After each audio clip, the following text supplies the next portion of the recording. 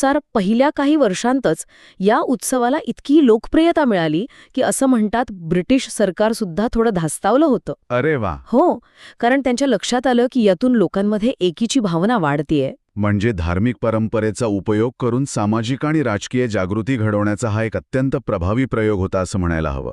फक्त एकत्र येणं नाही, तर एका कॉमन ध्येयासाठी एकत्र येणं हे जास्त महत्वाचं होतं.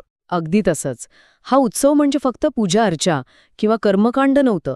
ते कला, साहित्य, विचारमंथन आणि संघटन या सगळ्यासाठी एक व्यासपीठ बनलं होतं. अनेक तरुण कार्यकर्ते याच माध्यमातून स्वातंत्र्य चळवळीकडे ओढले गेले होते, अशी पण नोंद आहे. म्हणजे बघा ना, एका बाजूला श्रद्धा आणि भक्ती होतीच, बरोबर. तर दुसऱ्या बाजूला सामाजिक आणि राजकीय चेतना पण जागृत होत होती. दोन्ही गोष्टींची काय मस्त गुंफण झाली होती. ही गुंफण खरंच खूप अनोखी आहे. म्हणजे गणपती बसवणं हे एकाच वेळी अत्यंत वैयक्तिक श्रद्धेचा भाग आहे